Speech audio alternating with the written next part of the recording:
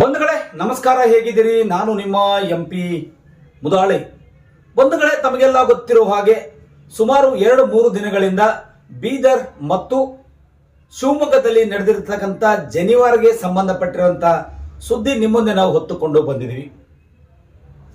ಇದೆಲ್ಲ ಯಾಕೆ ನಿಮ್ಮ ಮುಂದೆ ನಾವು ಪ್ರಸ್ತಾವನೆ ಮಾಡ್ತಾ ಇದೀವಿ ಅಂದ್ರೆ, ಎಲ್ಲ ಒಂದು ಕಡೆಯಿಂದ ಮಕ್ಕಳ ಮೇಲೆ, ಭವಿಷ್ಯದ ಮೇಲೆ ಅಡ್ಡ ಪರಿಣಾಮ ಬೀರಿದ ಕಾರಣಕ್ಕಾಗಿ ಜನಿವಾರಗಳನ್ನು ತೆಗೆಸಲಿಕ್ಕೆ ಹೇಳಿರುವಂತಹ ಮತ್ತು ಜನಿವಾರಗಳನ್ನು ತೆಗೆಯಂತ ಹೇಳಿರುವಂತಹ ಕಾಲೇಜಿನ ಪ್ರಾಂಶುಪಾಲರು ಮತ್ತು ಕಾಲೇಜಿನ ಆಡಳಿತ ಮಂಡಳಿಯವರು ಈಗಾಗಲೇ ಇಬ್ಬರನ್ನ ಸಸ್ಪೆಂಡ್ ಮಾಡಿದ್ದಾರೆ. ಬೀದರ್ ಜಿಲ್ಲೆಯಲ್ಲಿ ಸಾಯಿ ಸ್ಫೂರ್ತಿ ಕಾಲೇಜಿನಲ್ಲಿ. ಸಾಯಿ ಸ್ಫೂರ್ತಿ ಕಾಲೇಜು ಅಲ್ಲಿರ್ತಕ್ಕಂಥ ಚಂದ್ರಶೇಖರ್ ಬಿರಾದಾರ್ ಅನ್ನೋರನ್ನ ಅಮಾನತು ಮಾಡಲಾಗಿದೆ ಮತ್ತು ಇನ್ನೊಬ್ಬ ಶಿಕ್ಷಕರಾಗಿದ್ದ ಸತೀಶ್ ಜಾಧವ್ ಅವರನ್ನು ಕೂಡ ಅಮಾನತುಗೊಳಿಸಲಾಗಿದೆ. ಆದರೆ ಇಲ್ಲಿ ಯಾವ ಕಾರಣಕ್ಕಾಗಿ ಅಲ್ಲಿ ಅಮಾನತ್ ಮಾಡಲಾಗಿದೆ ಅಂತಕ್ಕಂಥ ಮಾತನ್ನ ಜಿಲ್ಲೆಯ ಜಿಲ್ಲಾಧಿಕಾರಿಗಳಿಗೆ ತಪ್ಪು ಮಾಹಿತಿ ಕೊಡ್ತಾ ಇದ್ದಾರಾ? ಯಾಕೆ ಅವರು ಈ ರೀತಿಯಾಗಿ ಜಿಲ್ಲಾಧಿಕಾರಿಗಳು ಈ ಒಂದು ಖಾಸಗಿ ಶಾಲೆಗೆ ಏನು ಸಂಬಂಧವಾಗಿರ್ತಾರೆ? ಜಿಲ್ಲಾ ಆಡಳಿತ ವತಿಯಿಂದ ಅಥವಾ ಜಿಲ್ಲಾ ಒಂದು DDPU ಅನುಮೋದನೆ ಪಟ್ಟಂತಹ ಮತ್ತು ಅನುದಾನ ರಹಿತವಾಗಿರ್ತಕ್ಕಂತಹ ಕಾಲೇಜ್ಗಳಾಗಿದ್ರೆ ಅದು ಒಂದು ಸರ್ಕಾರದ ನಿಯಮಬದ್ಧವಾಗಿ ಬರ್ತಾ ಇತ್ತು. ಹಾಗಾಗಿ ಅವರನ್ನು ಅಮಾನತು ಮಾಡೋದು ಕೂಡ ಒಂದು ಕಡೆ ಸರಿಯಾಗಿ ನಮಗೆ ಕಾಣಿಸ್ತಾ ಇತ್ತು. ಆದರೆ ಇಲ್ಲಿ ಖಾಸಗಿ ವ್ಯಕ್ತಿಗಳು, ಖಾಸಗಿ ಶಾಲೆಯ ಪ್ರಾಂಶುಪಾಲರು ಮತ್ತು ಶಿಕ್ಷಕರನ್ನ ಅಮಾನತುಗೊಳಿಸೋದು ಎಷ್ಟರ ಮಟ್ಟಿಗೆ ಸರಿ? ಯಾಕೆ ಈ ತರ ದುಡುಕಿನ ನಿರ್ಧಾರ ಜಿಲ್ಲಾಡಳಿತ ತೆಗೆದುಕೊಳ್ತಾ ಇದೆ ಎಂಬುದನ್ನ ಇಲ್ಲಿ ಸ್ಪಷ್ಟಪಡಿಸಬೇಕಾಗಿದೆ. ಯಾಕಂದ್ರೆ ಈಗಾಗಲೇ ಶುಚಿವೃತ್ತವರ ಕುಲಕರ್ಣಿಯವರನ್ನ ಈಗ ಗಣಿತ ವಿಷಯಕ್ಕೆ ಸಂಬಂಧಪಟ್ಟಿರುವಂತಹ ಸಂದರ್ಭದಲ್ಲಿ ಅಲ್ಲಿ ಜನಿವಾರಗಳನ್ನು ತೆಗಿಲಿಕ್ಕೆ ಹೇಳಿದಂತಹ ಸಂದರ್ಭದಲ್ಲಿ ಆ ಹುಡುಗ ಅಲ್ಲಿ ಜನಿವಾರ ತೆಗಿಲಿಕ್ಕೆ ಆಗಲಿಲ್ಲ, ಅವನು ವಾಪಸ್ ಹೋಗಿದ್ದ, ಆ ಪರೀಕ್ಷೆ ಕೂಡ್ಲಿಕ್ಕೆ ಆಗಿಲ್ಲ.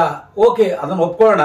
ಆದರೆ ಈ ಜನಿವಾರ ವಿಷಯಕ್ಕೆ ಸಂಬಂಧಪಟ್ಟಂತ ಖಾಸಗಿ ಪ್ರಾಂಶುಪಾಲರನ್ನ, ಖಾಸಗಿ ಕಾಲೇಜಿನ ಪ್ರಾಂಶುಪಾಲರನ್ನ ಅಮಾನತ್ ಮಾಡಿದ್ರಲ್ಲ, ಇದು ಯಾವ ಪುರುಷಾರ್ಥಕ್ಕಾಗಿ ಅನ್ನೋದನ್ನು ಕಾಣಿಸ್ತಾ ಇಲ್ಲ.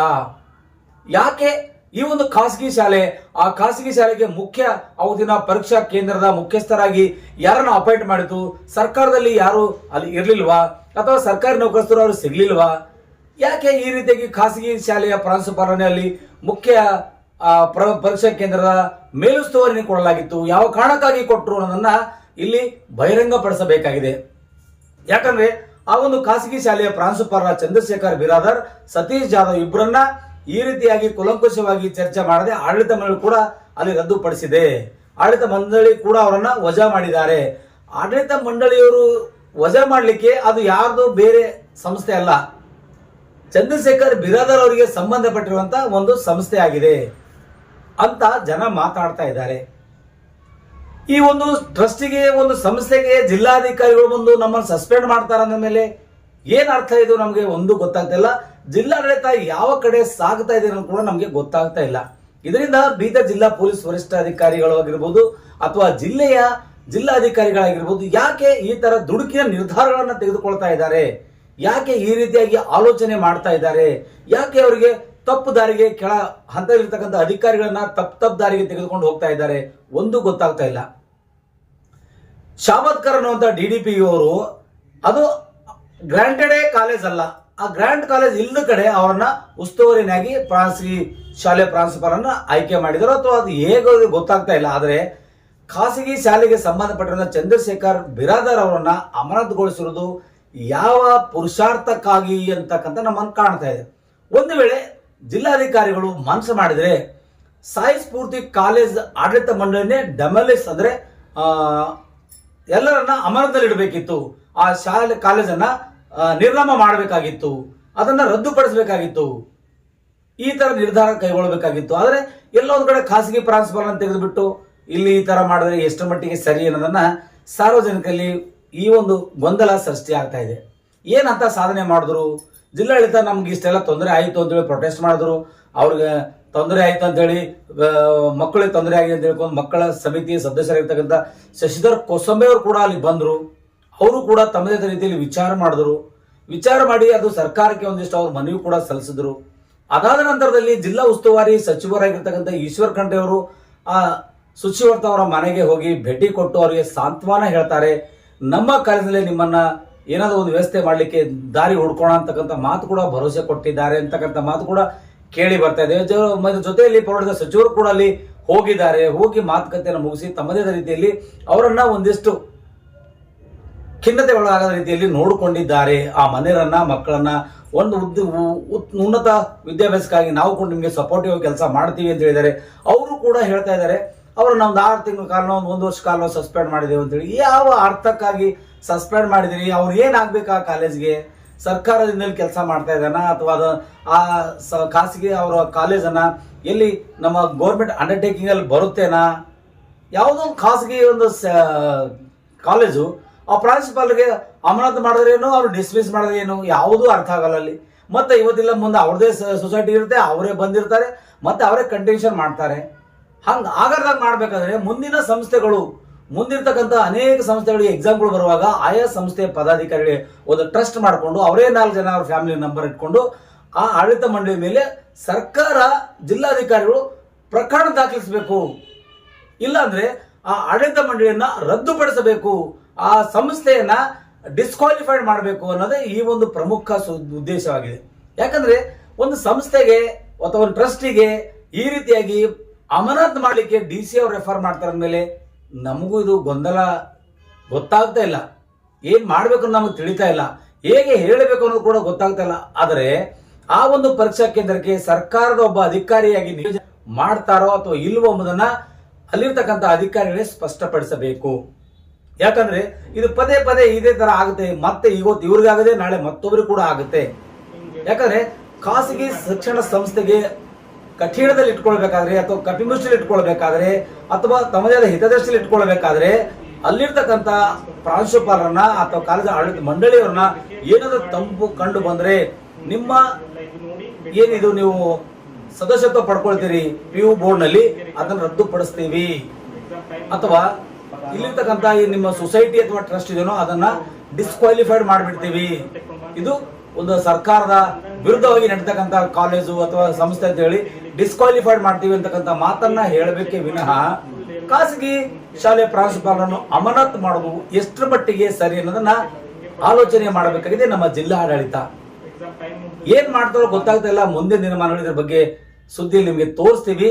ಇವತ್ತಂತೂ ತುಂಬಾ ಗೊಂದಲ ಇದೆ ನಮ್ಮ ಬೀದರ್ ಜಿಲ್ಲೆಯ ವಿಷಯಕ್ಕೆ ಸಂಬಂಧಪಟ್ಟಿರೋ ಹಾಗೆ.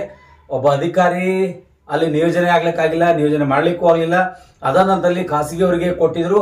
ಸರ್ಕಾರದಲ್ಲಿ ಅಷ್ಟು ಮೂಲಭೂತ ಸೌಕರ್ಯ ಇಲ್ಲ ಎಂಬ ಕಾರಣಕ್ಕಾಗಿ ಖಾಸಗಿ ಕಾಲೇಜಿನವರಿಗೆ ಈ ರೀತಿಯಾಗಿ ಕೊಟ್ಟಿರೋದು ಸರಿ. ಆದರೆ ಖಾಸಗಿ ಕಾಲೇಜಿನ ಪ್ರಾಂಶುಪಾಲರಿಗೆ ಮತ್ತು ಆಡಳಿತ ಮಂಡಳಿ ಸದಸ್ಯರಿಗೆ ತಿಳಿಸಬೇಕಾಗಿದೆ ಏನಪ್ಪಾ ಅಂದ್ರೆ, ಯಾವುದೇ ಈ ರೀತಿ ಅಹಿತಕರ ಘಟನೆ ನಡೆದೋದ್ರೆ ಅವರ ಮೇಲೆ ಶಿಸ್ತು ಕ್ರಮ ಅಲ್ಲದೆ ನಿಮ್ಮ ಸಂಸ್ಥೆಯನ್ನು ಡಿಸ್ಕ್ವಾಲಿಫೈಡ್ ಮಾಡ್ತೀವಿ. ನಿಮ್ಮ ಏನ್ PU ಬೋರ್ಡ್ ಆಗಿರ್ಬೋದು, SLC ಬೋರ್ಡ್ ಆಗಿರ್ಬೋದು ಅಥವಾ ಬೇರೆ ಬೇರೆ ಬೋರ್ಡ್ಗಳಾಗಿರ್ಬೋದು, ಅದರಿಂದ ನಾವು ರದ್ದುಪಡಿಸ್ತೀವಿ, ಅದನ್ನ ಶಿಫಾರಸು ಮಾಡ್ತೀವಿ, ಇದನ್ನ ಬ್ಯಾನ್ ಮಾಡ್ರಿ ಕಾಲೇಜನ್ನ ಅಂತೇಳಿ ಅಂತ ಒಂದು ಅಂಜಿಕೆ ಹಾಕೋ ಮಟ್ಟಕ್ಕೆ ಬರಬೇಕಾಗಿತ್ತು. ಅದನ್ನ ಬಿಟ್ಬಿಟ್ಟು ಅಲ್ಲಿರ್ತಕ್ಕಂಥ ಪ್ರಾಂಶುಪಾಲರನ್ನ, ಅಲ್ಲಿರ್ತಕ್ಕಂಥ ಒಬ್ಬ ಖಾಸಗಿ ಟೀಚರನ್ನ ಸಸ್ಪೆಂಡ್ ಮಾಡ್ತಾರಂದ್ರೆ ಎಲ್ಲಿಗೆ ಬಂದು ನಿಂತು ಹೋಗಿದೆ ನಮ್ಮ ಜಿಲ್ಲಾಡಳಿತ ಕ್ರಮ ಎಂಬುದನ್ನ ಗೊಂದಲದ ಗೂಡಾಗಿದೆ. ಮುಂದಿನ ಸುದ್ದಿಗಾಗಿ ನೋಡ್ತಾ ಇರಿ, ಇದರ ಸ್ಪಷ್ಟತೆ ನಿಮಗೆ ಕೊಡ್ತೀವಿ. ಯಾಕಂದ್ರೆ ಇನ್ನು ಸುಮಾರು ಬಹಳಷ್ಟು ಜನ ನಾವು ಆ ಬ್ರಾಹ್ಮಣರ ಮಗ ತೊಂದರೆ ಏನಾಗಿದೆ ಅವರೆಲ್ಲ ಸಮಾಜದ ಮುಖಂಡರ ಜೊತೆ ಮಾತಾಡ್ತೀವಿ. ಇದು ಯಾಷ್ಟರ ಮಟ್ಟಿಗೆ ಸರಿಯಾಗುತ್ತೆ, ಹೇಗೆ ಇದಕ್ಕೆ ಪರಿಹಾರ ಸಿಗುತ್ತೆ ಅನ್ನೋದು ನೋಡೋಣ ಮುಂದಿನ ದಿನಮಾನಗಳಲ್ಲಿ. ಒಟ್ಟಾರೆಯಾಗಿ ಹೇಳ್ತಕ್ಕಂಥದ್ದು, ಜಿಲ್ಲಾಡಳಿತಕ್ಕೆ ತಪ್ಪು ಮಾಹಿತಿ ಕೊಡ್ತಕ್ಕಂಥ ಕೆಳಾಧಿಕಾರಿಗಳನ್ನ ಈ ತರ ಗೊಂದಲಕ್ಕೀಡಾಗಬಾರ್ದು. ಜಿಲ್ಲಾ ಸಚಿವರು ಕೂಡ ಎಲ್ಲೋ ತಪ್ಪು ಮಾಹಿತಿಯನ್ನ ತಿಳಿಸಬಾರ್ದು ಅನ್ನೋದೇ ನಮ್ಮ ಏಕೈಕ ಉದ್ದೇಶವಾಗಿತ್ತು. ಹಾಗಾಗಿ ಈಗಾಗಲೇ ಈ ತಪ್ಪುಗಳನ್ನ ಮತ್ತೆ ಆಗದ ರೀತಿಯಲ್ಲಿ ಮುಂದಿನ ಖಾಸಗಿ ಶಿಕ್ಷಣ ಸಂಸ್ಥೆಗಳು ಎಚ್ಚರಿಕೆ ವಹಿಸಬೇಕೆಂಬ ನಿಟ್ಟಿನಲ್ಲಿ ಕ್ರಮ ವಹಿಸಬೇಕೇ ಹೊರತು ಅಲ್ಲಿಂದ ಖಾಸಗಿ ಪ್ರಾಂಶುಪಾಲರನ್ನ, ಖಾಸಗಿ ಕಾಲೇಜಿನ ಪ್ರಾಂಶುಪಾಲರನ್ನ, ಖಾಸಗಿ ಶಾಲೆಯ ಶಿಕ್ಷಕರನ್ನ ಅಮಾನತು ಮಾಡೋದು ಸೂಕ್ತ ಅಲ್ಲ ಅಂತಕ್ಕಂಥ ಮಾತನ್ನ ನಾವು ತಿಳಿಸಬೇಕಾಗಿದೆ. ನಾರಾಜ್ ಎಕ್ಸ್ಪ್ರೆಸ್ ಸುದ್ದಿವಾಹಿನಿ ನಿಮ್ ಜೊತೆ ತಿಳಿಸ್ತಾ ಇದೀವಿ, ಇದನ್ನು ಗಮನ ಹರಿಸ್ತಾ ಇದೀವಿ. ಆದರೆ ಈ ಖಾಸಗಿ ಸಂಸ್ಥೆಗಳು ಕೂಡ ಒಂದಿಷ್ಟು ಮೂಗುದಾರ ಹಾಕಬೇಕಂದ್ರೆ ಅದನ್ನ ಸಂಸ್ಥೆಯನ್ನ ಬ್ಯಾನ್ ಮಾಡ್ತೀವಿ, ಸಂಸ್ಥೆಯನ್ನ ನಾವು ಡಿಸ್ಕ್ವಾಲಿಫೈಡ್ ಮಾಡ್ತೀವಿ, ಸಂಸ್ಥೆಯಲ್ಲಿರುವ ಪದಾಧಿಕಾರಿ ವಿರುದ್ಧ ಕ್ರಿಮಿನಲ್ ಮೊಕದ್ದಮೆ ಹಾಕ್ತೀವಿ ಮುಂದಿನ ದಿನಗಳಲ್ಲಿ ಹೇಗಾದ್ರೆ ಅಂತಕ್ಕಂಥ ಭರವಸೆನ ಕೊಡಬೇಕು ಅನ್ನೋದನ್ನ ನಾರಾಜ್ ಎಕ್ಸ್ಪ್ರೆಸ್ ಒಂದು ಕಳಕಳಿ ಮಾಡ್ತಾ ಇದೆ. ಕಳಕಳಿ ಮನವಿ ಕೂಡ ನಿಮ್ಮ ಕೇಳ್ತಾ ಇದೀವಿ. ಹಾಗಾದ್ರೆ ಇವತ್ತು ಆ ಗಣಿತ ವಿಷಯಕ್ಕೆ ಸಂಬಂಧಪಟ್ಟ ಹಾಗೆ ಸುಶೀಲ್ ಕುಲಕರ್ಣಿ ಅವರಾಗಿರ್ಬೋದು ಅಥವಾ ಇನ್ಯಾರು ವಿದ್ಯಾರ್ಥಿಗಳಾಗಿರ್ಬೋದು ಈ ರೀತಿ ಆಗಿದೆ ಅಂದಮೇಲೆ ಜನವರಿಗಳು ತೆಗಿಬಹುದು, ಮತ್ತೆ ಅವ್ರು ತೆಗಿಬೇಕು ಅಂತ ಅಂದಾಗ ಇದು ಎಲ್ಲರಿಗೂ ಕಷ್ಟ ಆಗಿರ್ತಕ್ಕಂಥ ಮಾತನ್ನೇ. ಆದರೆ ಅವರನ್ನ ಖಡಖಂಡಿತವಾಗಿ ಈ ರೀತಿಯಾಗಿ ಡಿಸ್ಮಿಸ್ ಮಾಡ್ತೀವಿ ಅಥವಾ ಕಾಲೇಜನ್ನ ಬ್ಯಾನ್ ಮಾಡಿಸ್ತೀವಿ ಅಂತ ಹೇಳಿದಾಗ ಮಾತ್ರ ಖಾಸಗಿ ಶಿಕ್ಷಣ ಸಂಸ್ಥೆ ಮತ್ತು ಶಿಕ್ಷಣ ಟ್ರಸ್ಟ್ ನ ಪದಾಧಿಕಾರಿಗಳು ಅಂಜಿಕೆಯಿಂದ ಕೆಲಸ ಮಾಡ್ತಾರೆ ಅಂತಕ್ಕಂಥ ಒಂದೇ ಒಂದು ಏಕೈಕ ಮನವಿ ಮೂಲಕ ಇವತ್ತು ಜಿಲ್ಲಾ ಉಸ್ತುವಾರಿ ಸಚಿವರಾಗಿರ್ಬೋದು, ಪೊಲೀಸ್ ಸಚಿವರಾಗಿರ್ಬೋದು, ಜಿಲ್ಲಾಧಿಕಾರಿ ಶಿಲ್ಪಾ ಶರ್ಮಾ ಆಗಿರ್ಬೋದು, ಅಥವಾ ಜಿಲ್ಲೆಯ ಪೊಲೀಸ್ ವರಿಷ್ಠಾಧಿಕಾರಿಗಳಾದ ಪ್ರದೀಪ್ ಗುಂಡೇವರಾಗಿರ್ಬೋದು, ಇದನ್ನ ಕೂಲಂಕುಷವಾಗಿ ಚರ್ಚೆ ಮಾಡಿ ಯಾವ ರೀತಿಯಾಗಿ ಇದನ್ನ ನಾವು ತಗೊಳ್ಳಿಕ್ಕಾಗುತ್ತೆ, ಯಾವ ರೀತಿಯಾಗಿ ಅದನ್ನ ಹ್ಯಾಂಡಲ್ ಮಾಡ್ಲಿಕ್ಕಾಗುತ್ತೆ ಅನ್ನೋದನ್ನ ವಿಚಾರ ಮಾಡಿ ಅಂತಕ್ಕಂಥ ಮಾತನ್ನ ಹೇಳ್ತಾ ಈ ಸುದ್ದಿಯನ್ನು ಇಲ್ಲಿಗೆ ಮುಗಿಸ್ತಾ ಇದ್ದೀನಿ. ಯಾರೆಲ್ಲ ನಮ್ಮ ಸುದ್ದಿ ನೋಡ್ತಾ ಇದ್ರು ದಯವಿಟ್ಟು ಸಬ್ಸ್ಕ್ರೈಬ್ ಮಾಡ್ಕೊಳ್ಳಿ, ಲೈಕ್ ಮಾಡಿ, ಶೇರ್ ಮಾಡಿ, ಕಮೆಂಟ್ಸ್ ಮಾಡೋ ಮೂಲಕ ನಮ್ಮ ಸುದ್ದಿಯವನಿಗೆ ಬೆಂಬಲಿಸಬೇಕಾಗಿ ಈ ಮೂಲಕ ಮನವಿ ಮಾಡ್ಕೊಳ್ತಾ ಇದ್ದೀನಿ. ಮುಂದೆ ಸುದ್ದಿಯಾಗಿ ಮತ್ತೆ ಬರ್ತೀನಿ. ನಮಸ್ತೆ, ನಾನು ನಿಮ್ಮ MP Mudale. Madam ಆಗೋಗೆ paper back ಆಗ್ಯಾವ, ನೀವು ಬಾಯಿ ಪೇಪರ್ ಕೊಡ್ರಿ.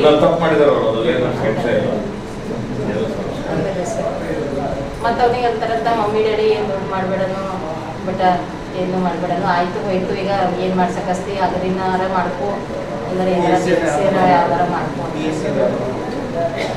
ಈಗ ಇದು ಮಾಡ್ಲಿಕ್ಕೆ ಹೋಗ್ಬೇಕು. ಸಪೋರ್ಟ್ ಮಾಡ್ತಾರೆ.